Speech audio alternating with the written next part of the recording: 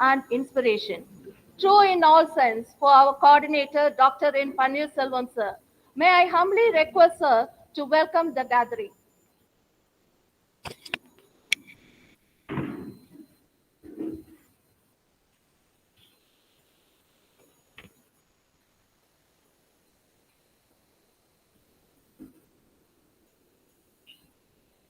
Respected Chief Co-Ordinator, Dr. Suriyanarayanan,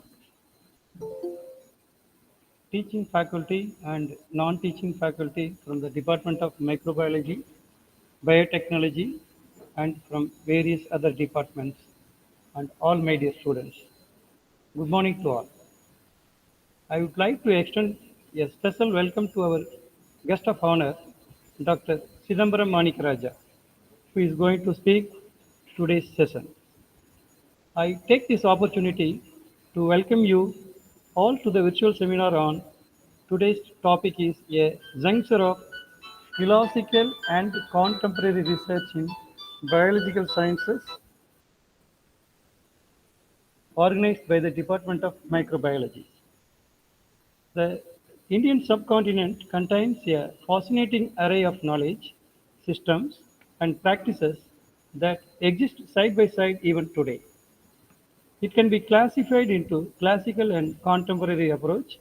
Classical science refers to the scientific knowledge which is derived from the indigenous and often ancient practices, while the contemporary science refers to modern practices which relates to the present time. For instance, research findings are considered as contemporary when conducted within the last 10 years of work. Contemporary approaches focus on fostering students to construct a new scientific knowledge as a process of inquiry rather than having them act as passive learners, memorizing states scientific facts. Science teaching approaches should enhance students' conceptual understanding of scientific concepts, which can be later utilized by students in deeper recognition of real world. It should promote the understanding of scientific concept among them as well. However, it is challenging to achieve this in this classroom teaching. Hence, this 2 day virtual seminar on a juncture of classical and contemporary research in biological sciences has been organized to, I would like to refer to the following points. First, summarize the nature and characteristics of traditional knowledge systems. Second, spell out some specific ways in which these traditional knowledge systems differ from these modern quantum counterparts. Reflect on the possibilities of interlinkages and cooperations between these varying traditions as they take place today, as well as in terms of future possibilities. I ensure all that we will thoroughly enjoying all the session of the seminar and will definitely take some learnings home today. Thank you. Today's the lecture sessions, Chidambaram Manikaraja, who is working as a junior scientist in Austrian Institute of Technology, Tulln, Australia. மாணவர்களே, அவர் work பண்ணுற இடம் வந்து ஆஸ்திரேலியாவில் இருக்காரு. Austria என்ன விதத்தில் முக்கியமான European கண்ட்ரியில் அப்படின்னு செகண்ட் வேர்ல்டு வாரை பற்றி படித்து பாருங்கள், உங்களுக்கு அதனுடைய இம்பார்ட்டன்ஸ் தெரியும். ஓகே, அதெல்லாம் நீங்கள் தான் போய் கூகுளில் பார்த்துக்கிறணும். பட் சிதம்பரங்கிற பேர் வந்து நல்ல ஒரு தமிழன் பேராக தான் இருக்குது. உங்களை மாதிரி ஒரு பயோடெக்னாலஜி படித்த மாணவர் இன்னைக்கு அங்கே ஜூனியர் சயின்டிஸ்டாக இந்த olfactory proteins for biosensor applications ரிலேட்டடாக ஒர்க் பண்ணிட்டு இருக்காரு. ஓகே, இதைத்தான் நாளைய சமுதாயத்தை உங்கள்கிட்ட இருந்து எதிர்பார்க்கிறோம். Thank you.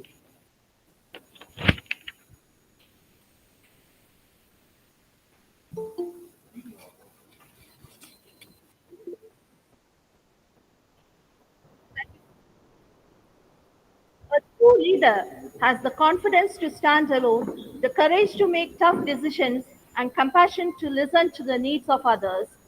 They do not set up to be a leader, but become one of the equality of their action and integrity of their intentions.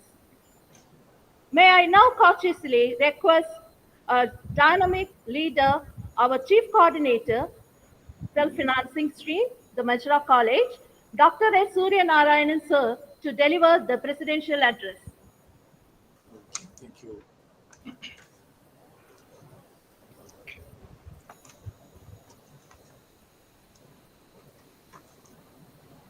Beloved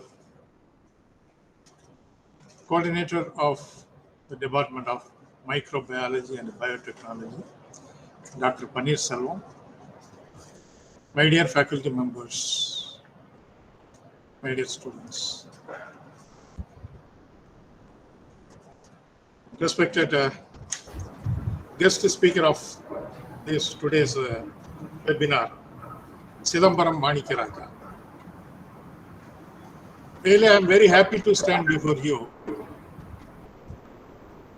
to deliver this presidential and inaugural address of this 2 days Madura College board sponsored webinar.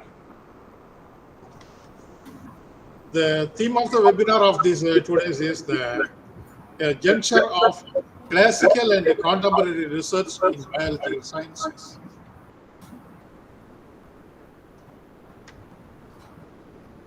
Actually, in those days, the universe of knowledge were classified into 140 main classes in 1960s. At the times, to refer the biological section, there was a subject biological sciences or biology. Then later on, it was divided into botany and zoology. From that botany and zoology, today a large number of fields have been emerged, disciplines have been identified in the field of biological sciences. Biochemistry, biophysics, cancer biology, cell biology, computational and systems biology, the developmental biology, genetics, ecology and environmental biology, immunology and vaccinology, microbiology, molecular biology, neurosciences, plant developmental biology, protein engineering, reproductive biology, signal transduction, and etc. etc. The biological sciences have been expanded and focused on the human lives, agriculture field, industrial field, medical and whatnot.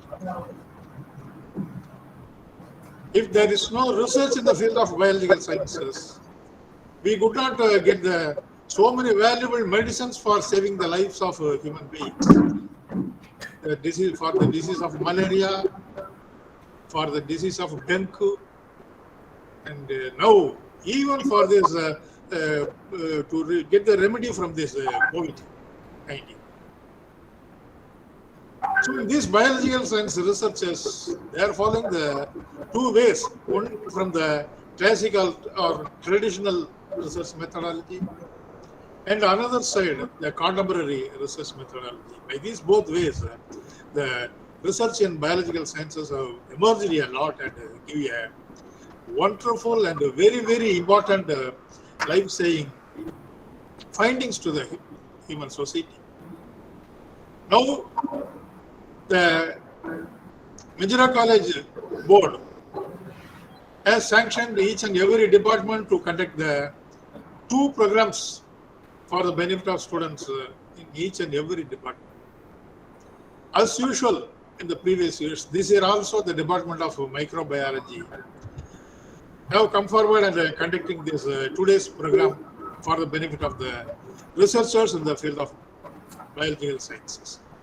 Really, it's a wonderful opportunity for the researchers to know the various latest techniques available and various research have been carried out all over the world, because there is no other field than the biological sciences. The findings have been expanded to the universal level. So today I am very happy to preside over this function and inaugurate this today's webinar. I hope that the outcome of this webinar will be of much useful to the students, faculty members, and the researchers. Thank you for the opportunity. Thank you very much. Thank you, sir. Now, let's start to view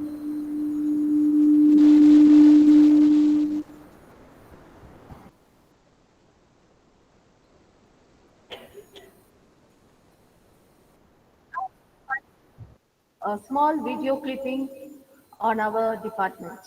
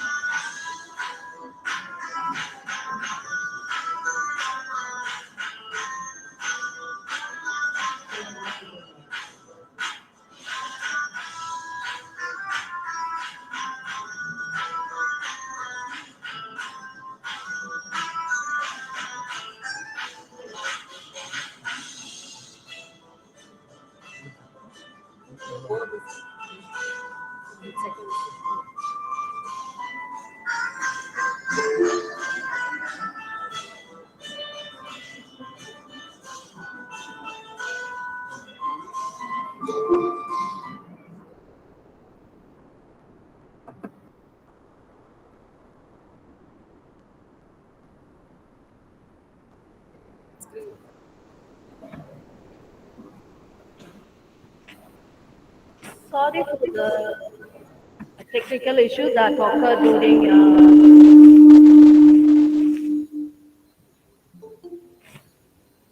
during the play. Mother Teresa said, "It is not about how much you do, but how much love you put into what you do." May I now invite young, enthusiastic, dynamic follower of Mother Teresa's birth, Dr. K. Kannan, Assistant Professor, Department of Microbiology, to introduce today's guest speaker, Dr. Chidambaram Manikaraj, Junior Scientist, Biosensor Technologies, Austria, Austrian Institute of Technology, Austria.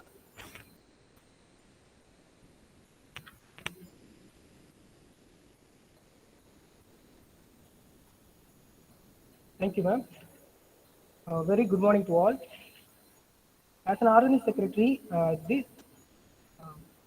an organizing secretary of this seminar, it's my pleasure to introduce the speaker of today's program, Chidambaram Manikaraja. After the shoot planned, we have approached him for the talk in one late evening, and he readily accepted our invitation. And even though he has multiple schedules, so thank you for attending and accepting our invitation, sir. So, regarding to Sudhamar Monikiraja, he have completed his UG Biotechnology in Madura College, Sulasi, and MSc Biotechnology in Alfactor University, Karakudi, and he have completed his PhD in Animal Science in Bharatdasan University, Tiruchirappalli. He is such a wonderful person to speak with, and he is a very humble and talented person. He is one of the last bench students who is sitting in the chief guest dais today. So this is all because of his hard work and tendency to tackle all the hard situations. And now he is working as a junior scientist in Austrian Institute of Technology, Austria. And his area of interest in molecular biology and protein chemistry, as well as pheromone technology. To his credit, he has published several international high-impact research papers and book chapters, and he has participated in various seminars and conferences. And he got selected for the several fellowships and awards, such as UGC BSR Faculty Fellowship and UGC MRP Project Fellow. And also he got IASC INSA Students Research Fellowship in 2011. And more of his credit, he is a professional scuba diver.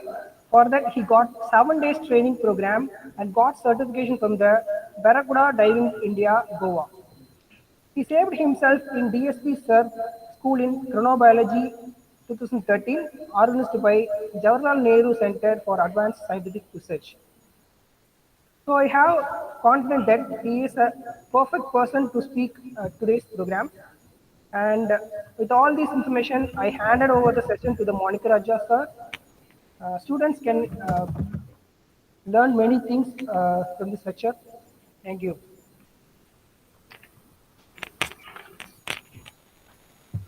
Thank you, Dr. Kannan, for that wonderful introduction of our guest speaker.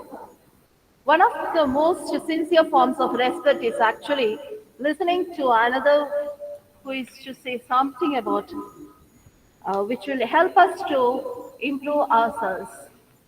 It's a privilege to have such an eminent resource person, sir. Now the floor is open to you. Thank you for the nice introduction, Dr. Kannan. So, awesome. Uh, my slide is it's visible. So, my slide is visible now. No, sir. No, sir. 1 second.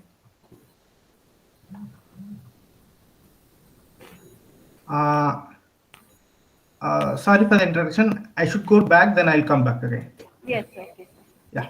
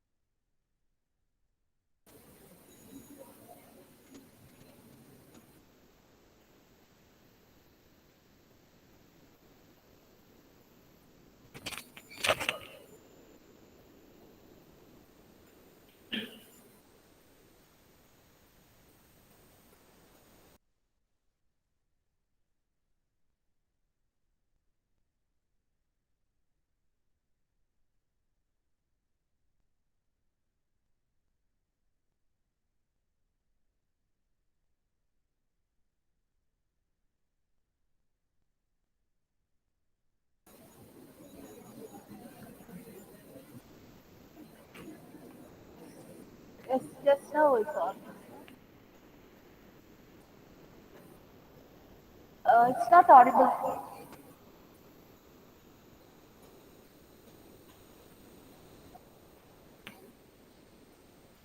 So it's not audible, sir.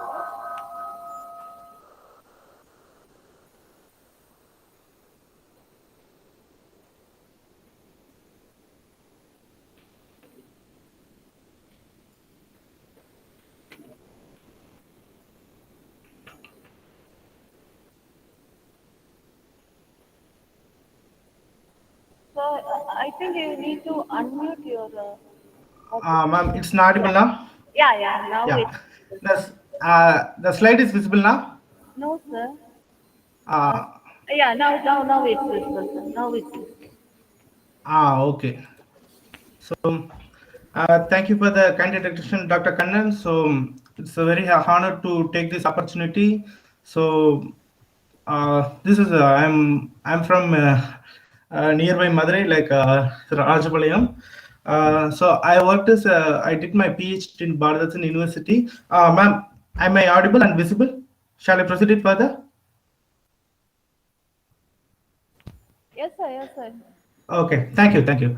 So I did my PhD in Bharathan University. So about the to identification of the alfactor proteins in reference to the animal reproduction. So right now working as the same the alfactor protein in the elephants. It's about the to save the conservative aspect.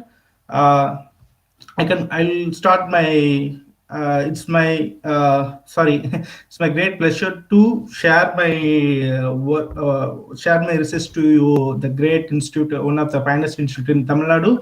Uh, Uh, Here. sorry to interrupt you, sir. Can Ah, you put it in the shares mode, sir? Share sorry, screen. ma'am. Can you I'm put it in the full mode or the share screen? 1 second.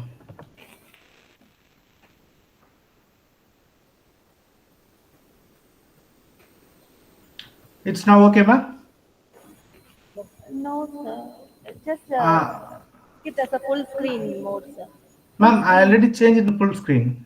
Okay. Let us Ah, check. Okay, thank you. okay. Yeah.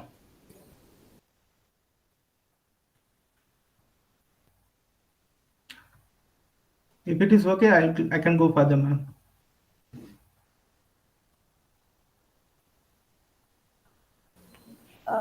Sure, sir. You can continue, sir. Okay, thank you, ma'am. So I'm talking about the how the olfaction mechanisms is related to the human wealth, environmental wealth. So the pheromones, they are the particular chemical substance released from the one individual and received by the another individual about for the mating, for the some social behaviors. You can see the first image. There's a when the animals, this is a female cow, when they will in the estrus about the ovulation period, they will release certain chemical compounds. It will trap by the male bull. So they will trap the water and then they will start to the mating. This is a concept about the pheromones. So some other pheromones also identified from the first pheromones identified with the bombicle in the insects, in the about the silkworm, about the mating process. Another pheromones also identified about the territorial marking about the animals. Uh, Here I'm going to talking about the sex pheromones. It's related to the sexual reproduction.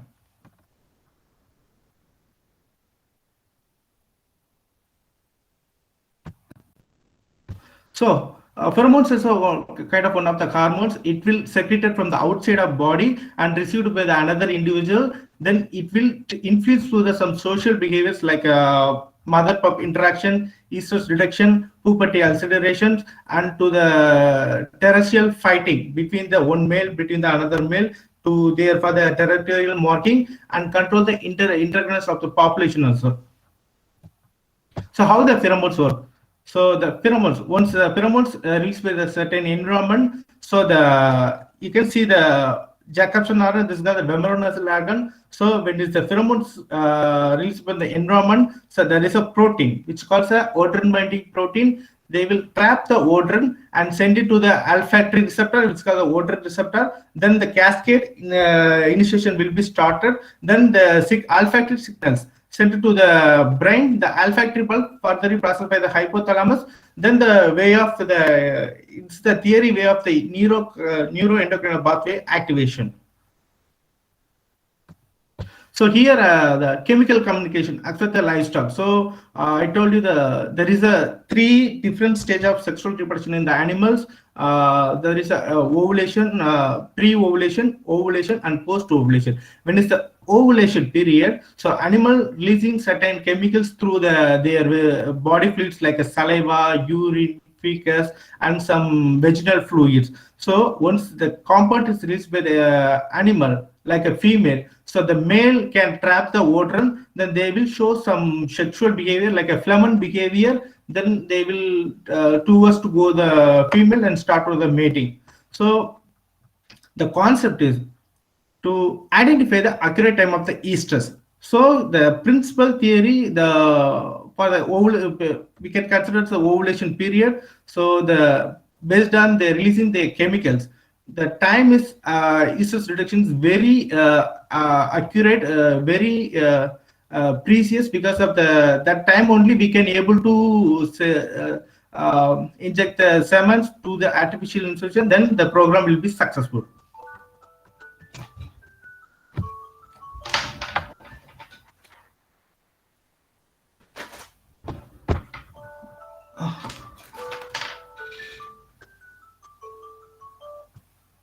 என்னாச்சு hello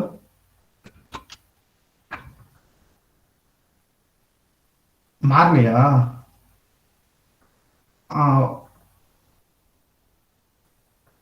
நல்லா தான் போயிட்டு இருக்கேன். Sorry, நான் பார்த்துட்டேன். சரி, இப்போ என்ன பண்ணட்டும்? இப்போ நான் க்ளோஸ் பண்ணணுமா? Okay okay okay. அந்த ஃபெரோமோன் ஐடென்டிஃபிகேஷன் என்விரான்மெண்ட் அந்த ஸ்லைடுக்கு வந்துருங்க. Okay.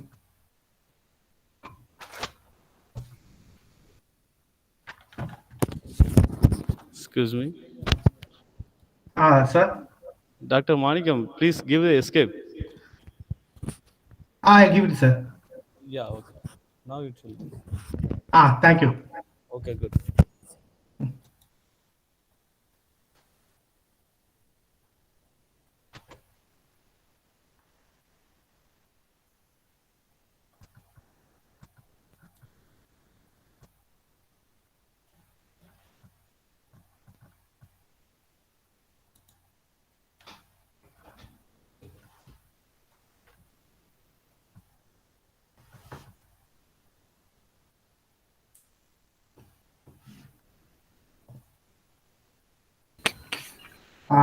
Go to the next one. Yeah. Next one. And next one.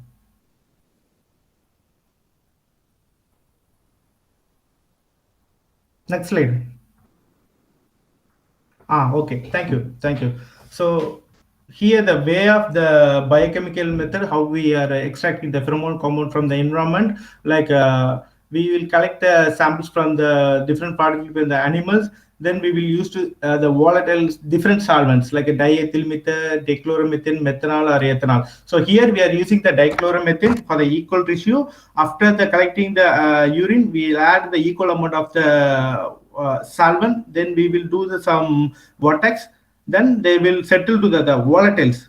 That compound of nature, they will settle to interact with the solvent. Then they will make a two different phases, like it will present in the supernatant. The supernatant will be injected with the GCMS analysis. The GCMS analysis, they have the NEFT library. Then they will split the compound based on their molecular charge. Then we can furtherly conclude how much compounds are present in the particular samples, then how they are reference to the reproduction expert.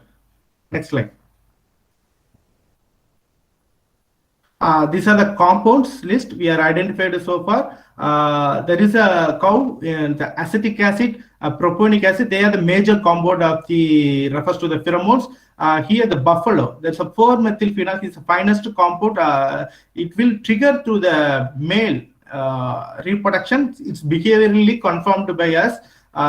There is another compound, so oleic acid, which will increase the semen quantity of the animal. That's also confirmed. So another one in rodent, the 1,2-methyl-androgen, which is also identified by the behavior analysis. We confirmed these are the compounds are refers to the pheromone about the sexual reproduction.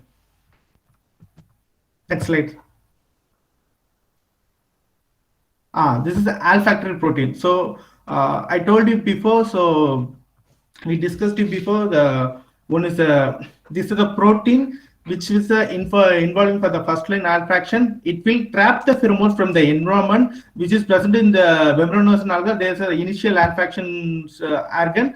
So the protein have the 7 anti-beta barrel structure, have flanked with the one alpha helix tube, alpha helix terminal end. So it's like a cup-like structure. But inside it, they are keeping some hydrophobic residues. When the pheromone is present, they will carry the pheromones and they make them solubilize and to travel to the nasal patches and send it to the olfactory receptor. Then the signal will be furtherly cascade function will be activated. The next slide. These are the different odorant binding proteins are reported in the vertebrate and both vertebrate and invertebrate. They are already determined by the extracrystallography instrument. They are well documented and also cross-checked by the pheromone binding activity, like in vitro binding activity. They were already confirmed. Next slide. So the electronic nose. So the classical. So previously we saw the some classical data about the olfaction. Now the classical olfaction, how they are related with the how they are coming with the artificial devices. So electronic nose is one of the artificial nose. So they have some biological element. When the odorant is present, they will capture the odorant. They are making some chemical reaction, some biochemical reaction. Then they will send it to the signal processor. So they have the basic three different part. One is the biological receptor, another is a transducer, third one is a signaling processing unit. So these three, based on the principal compound, we can develop the electrochemical sensor, like an electronic sensor. Next slide.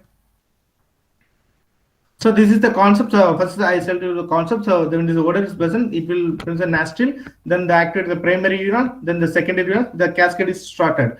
Here for artificial, we have the chip. This is a biological sensor array. So once we add the compound to the sensor array, they will start to do some biochemical reaction. Then the biochemical reaction will show some data like a signal processing. The pattern recognition will show how they are binding affinity towards the pheromone and analyte. Next slide. So these are the one type of the model. So they have the biological element. They will have some biochemical transducer like to produce the electrical signal. From the singularity, it will used for the to connect it with the further electronic machine. So it will called as a it will defined as a sensor. Next slide. So just for the example. So this is for the if the people if the person is drunk and drive, the police they have the breathing analyzer. They will keep on their mouth, so they if they breathe based on the breathing analyzer, so they if the person drunk or whether he is drunk or not, based on the alcohol concentration we can conclude the person about the drinking. So these are the one type of sensor. This is the exact electronic sensor was discovered from the last 10 years ago. It's become more accurate because of the sensor. The inside the sensor some biological elements were replaced. Next slide. Next one. So this is another type of sensor about the food to check the food quality. So when we have the, it will help through the check to the whether the fruits are diseased or healthy or ripening for the expert to check the food quality. We can use another type of sensor. It is available on the high food market like a fruit market. Next one.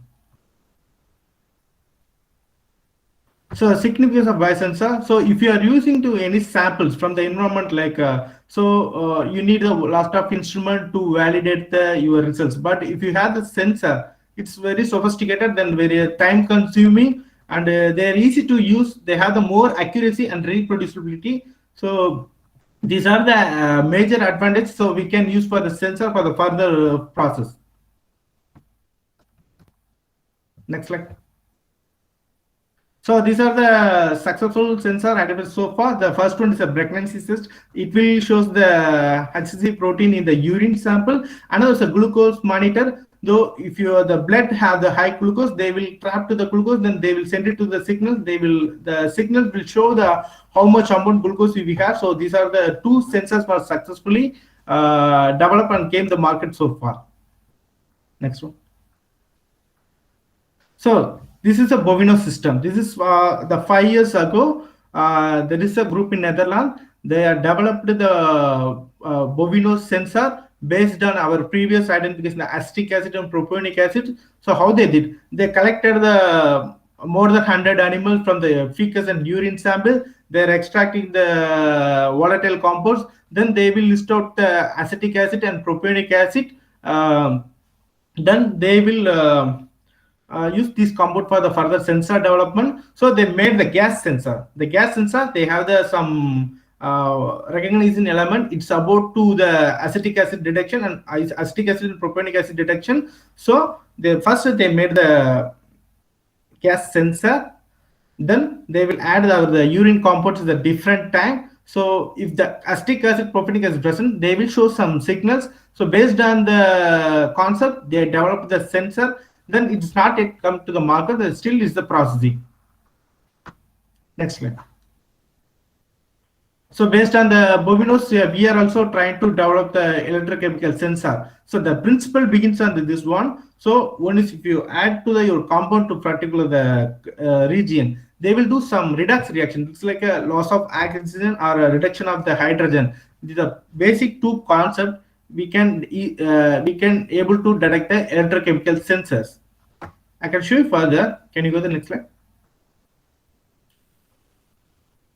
Next slide. These are the sensors. So they have the three different electrodes: the working electrode, reference electrode, one is the analyte electrode. So we have the electrode. See, this is the analyte region. So once the electrical all electrode fitted to the analyte, when we load the samples, they will do some biochemical reaction like a redox reaction. Once the reaction is processed, the system they have show the results like from transduction element, how they will interact with the particular analyte, they will show some signals. Based on the signal, we can conclude how the binding reaction between the receptor and to the analyte. Next one. This is principle I already suggested before.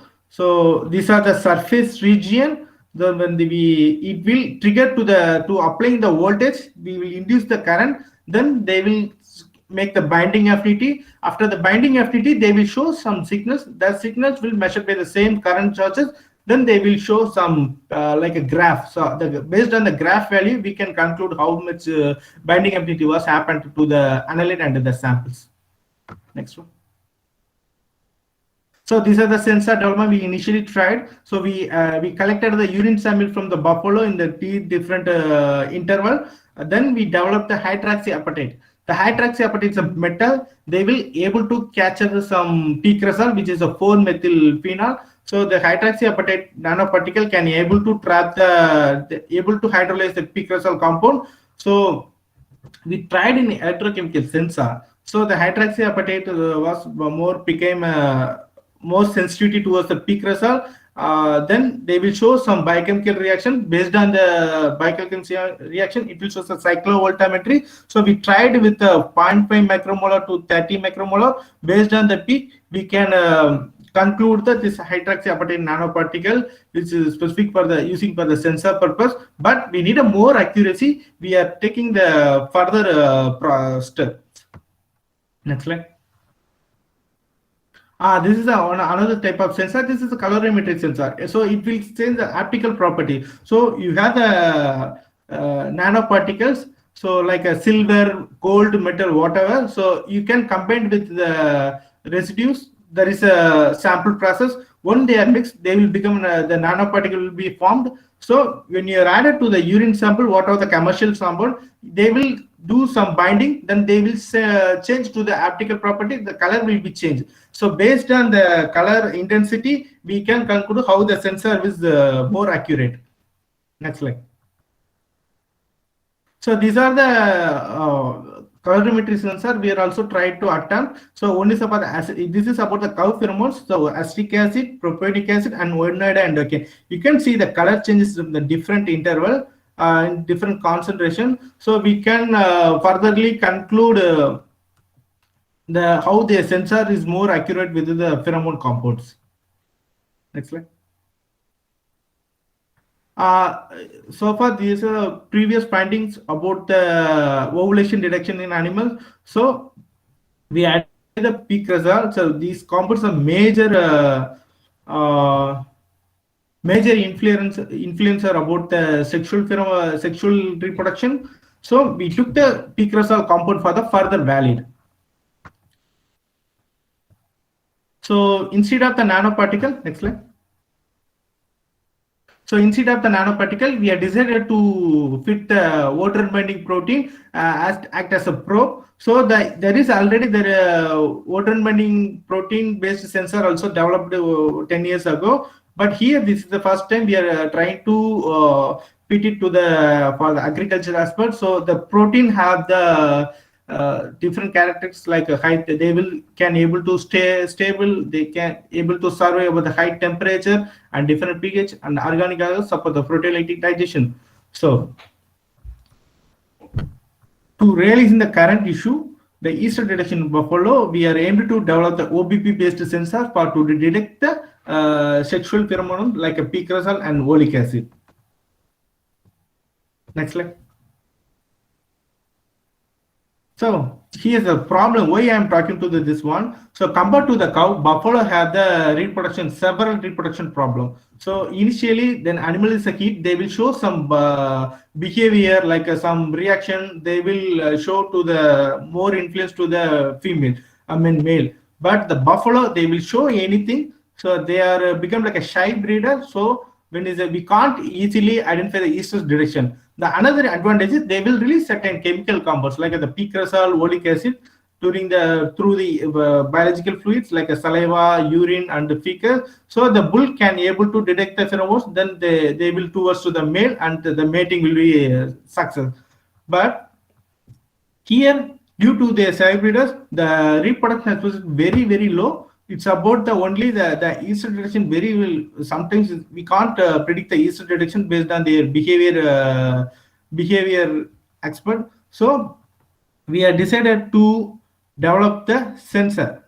When is so the principle of the sensor, so when is animals will release, we have the portable sensor which fitted by the odor binding protein. So the animals the heat, we can load the urine sample to the sensor, then sensor will show how the pheromone pregnancy will be, the pregnancy rate will be optimum. Next one.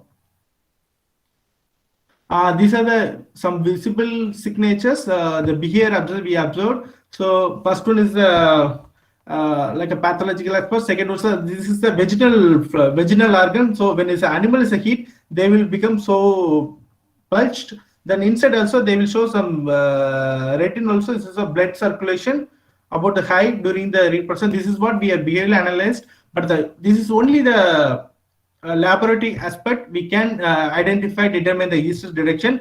For the market, the visible, I mean to the dairy farmers, we need to help them to identify the accurate time of yeast stress. So these are the behavior analysis. When the animal is heat, so if they have the bull, so we can they can easily identify the yeast stress. But sometimes people don't have the bull, so instead of that, we can decide to develop the sensor. If they're keeping the sensor, they can easily identify the yeast detection. Next slide. Next one. Next slide. This is a knowledge of biosensor development. So I'll tell you. So this is the natural olfaction. So when animals heat, so the female can go to sniffing the vaginal part. So if the pheromone is present, they will show some flammant behavior, then the mating will be started. The same natural concept we are trying to apply in artificial. So when we have artificial sensor, the sensor, the probe have the water binding protein. When is the pheromones is present, they will show some different signals.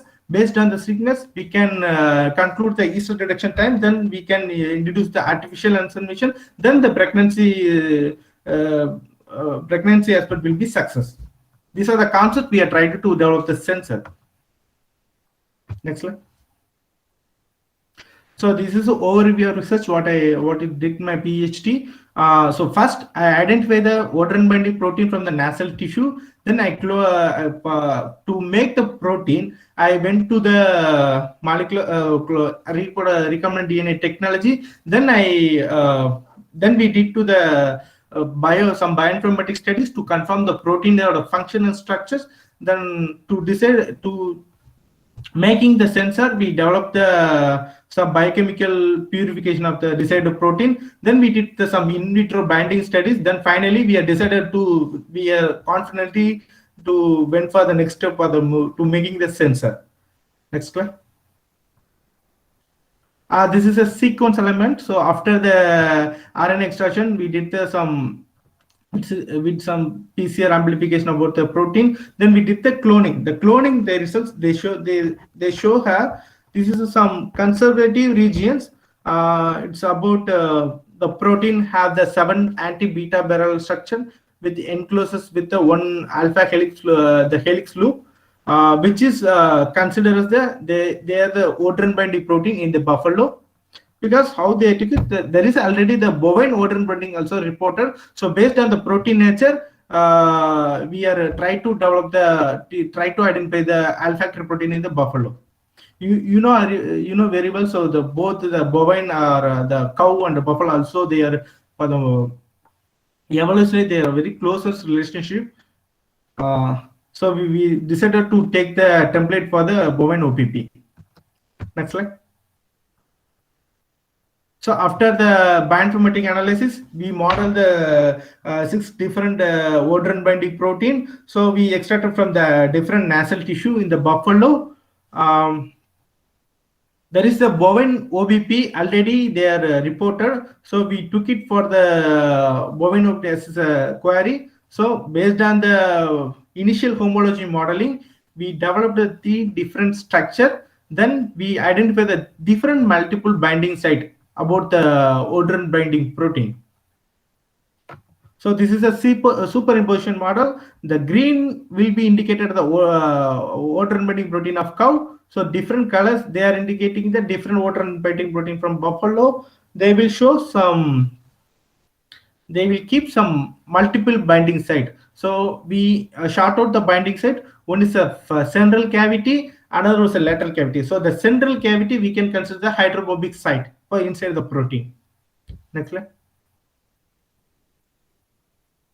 These are the trackable sites. So I already told you. So that's a pocket one is a central cavity. Pocket two is a lateral cavity. So we checked with the sex pheromone, that is a picrosal and folic acid with these proteins. So they will show some strong binding affinity. There is a residues phenylalanine 34, phenylalanine 65, phenylalanine 104, arginine 117, they will they are the key residues. They are involving for the binding affinity towards the certain pheromone compounds like a picrosal and folic acid.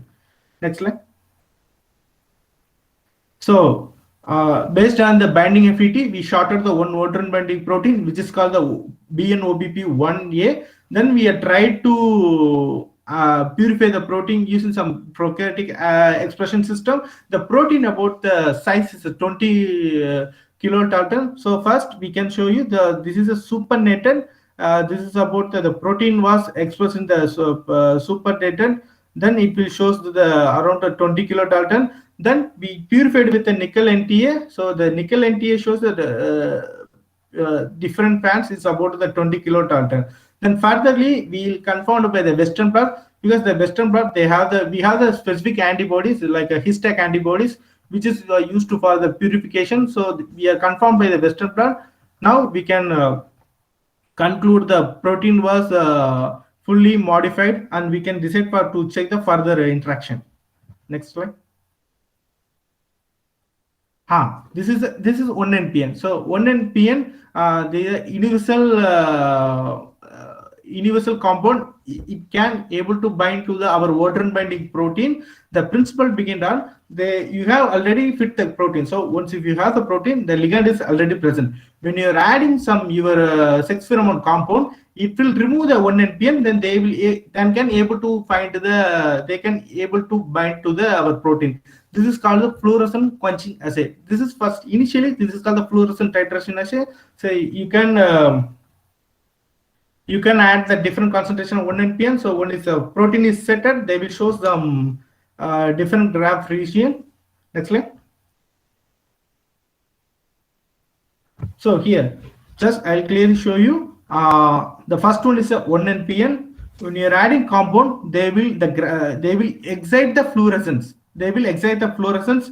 This is called fluorescent titration assay. When you are adding your compound like a picrosal or whatever the folic acid, the fluorescence will be decreased. It's called a fluorescent quenching assay. This is the principle. We can show how the fluorescent binding assay will be worked out. So this is called a fluorescent competitive assay. So we tried with the picrosal and folic acid. So one is the binding value shows a 3.5 micromolar. Another one shows a 4.2 micromolar. Next slide.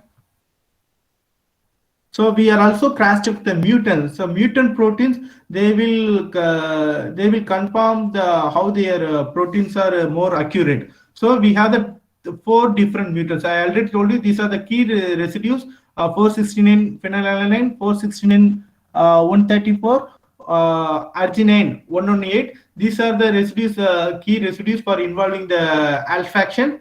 The pheromone binding affinity. So we are replaced with the alanine for the mutant. So then we did some binding study. You can see they can't even bind with the binding value is very, very high because of compared to the 1NPN.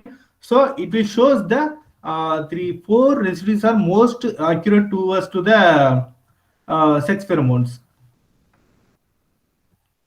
So this is the electrochemical reduction what we initially attempted. So one is we have the electrodes. So electrode like a chip. So when we are adding the OBP compound, they will show some graph. There is a graph also without OBP. They will show anything. Then we crash with the peak result. They will show some biochemical reaction. So based on the biochemical reaction, we can conclude, okay, initially they have the binding affinity in the some certain chemical expert. Next slide. Then we are evaluated with very deeply. So this was the peak result OBP. We are fitted with the electrode. When we load the different volume of the peak result compound, when the compound is binded, they will show the graph. So based on the more accuracy, we develop zero point 0.2 micromolar to 34 micromolar. So based on the calibrate, we are decided the binding, the lower direction about 1.54 nanomolar. So this is what till we identify we are trying to develop the sensor for the peak result. Next slide. These are the overall conclusions. So based on the idea, we identify the odorant binding protein, and we check, we confirm there are some key residues which is about in the binding affinity towards the pheromone compounds. Furtherly, we purify the protein in the to the biochemistry aspect. Then we did some binding study. So the interesting point is what we got.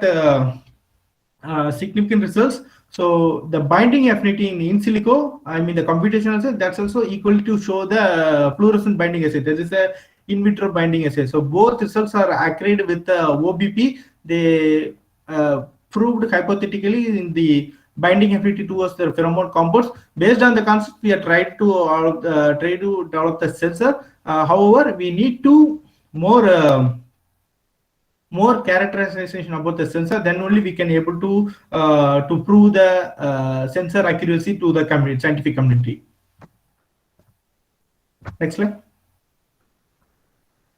These are the overall schematic diagram, how we are used for the OBP from the sensor. You can feel it. I developed collect the nasal tissue from the OBP. Then I purified it using the molecular biology aspect. Then we are fitted to the electrochemical sensor.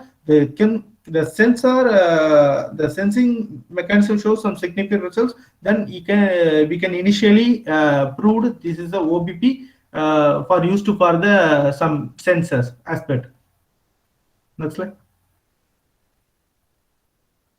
So this is the overall concept what I'm trying to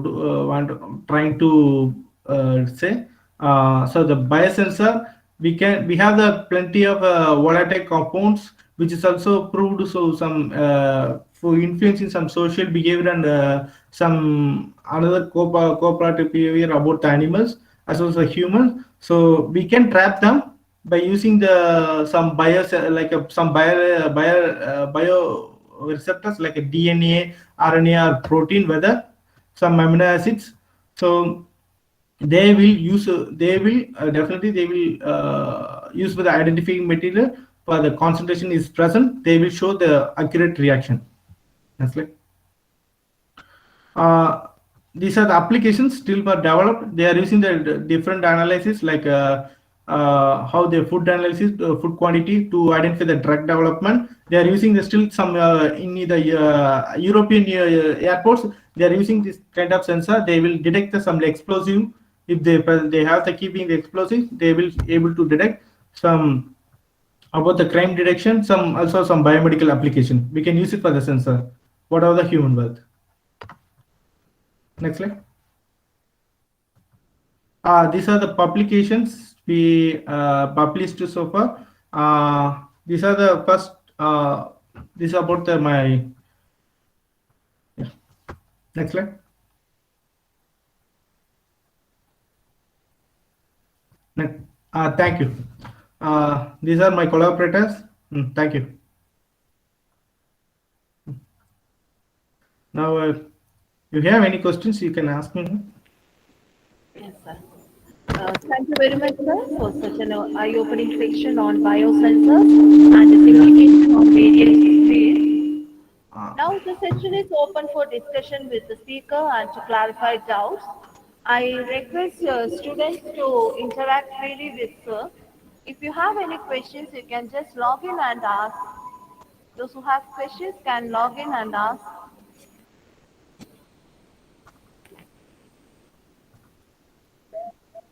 Good morning, sir. Yeah.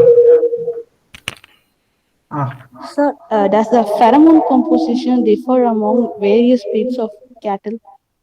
yes, yes, ma'am. Is it specific for each and every Uh, individual? Actually, the pheromones compound varied from the different animals. Like then, so I showed the example.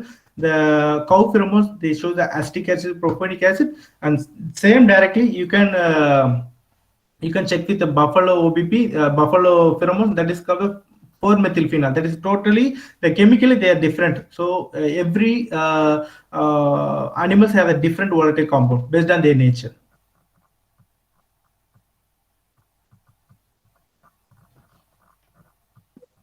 Sir, are Ah, the biosensors subject to any limit or any parameters within which it works? sorry, can you hear me? Hello? Can you ask a question again? I can't. Are the biosensors subject to any limit or any parameters like time limit, Uh, substrate concentration within which it works? yeah, they have some limitations, but based on the how you are using the volatiles, so how the concentration, it's depend on the how which compound you are using. So there are different type of biosensor. They have the based on their volatile nature. So here I am proposing the electrochemical biosensor, which about the electrical signals. Once if you have a your volatile and the biological recommend, they will trigger to some electrochemical signals based on the electrical charge. Then we can conclude how the biosensor is worked.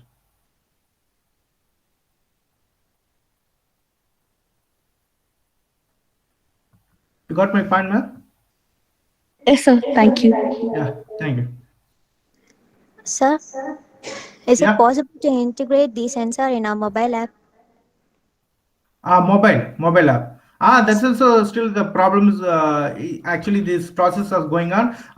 Animals are sometimes if they're in heat and the ovulation, they will show some behavior through the vocal. The vocal based on the vocal sound. So they are also trying to develop the mobile sensor. So the vocals are catched by the mobile. Then they are trying to decide what is the accurate time of the year. So this is also still processing, but it's not in come to the market. Thank you, sir. Yeah, thank you.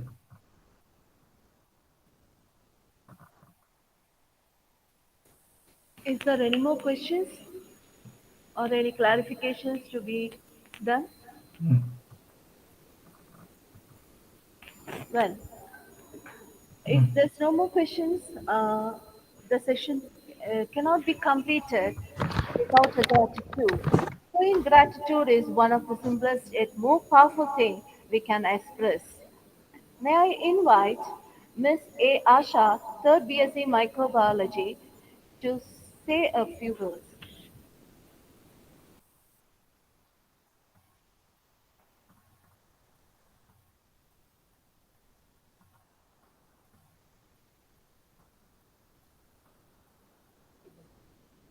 Good morning, everyone.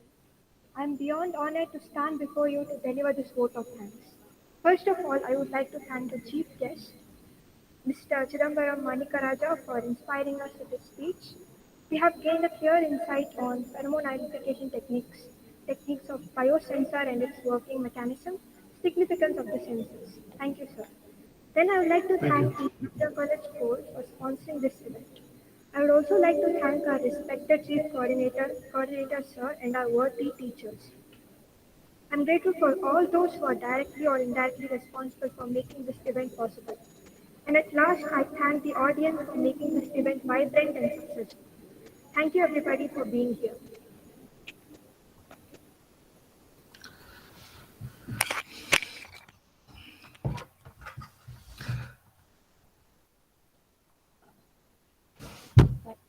Thank you, Ashe.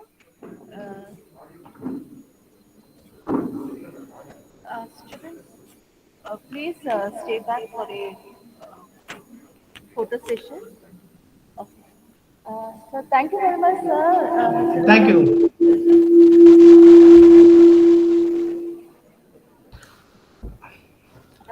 Thank you so much for the opportunity. So this is a great pleasure for me. So this time I showed my data from to the scientific community. Thank you. Thank you so much.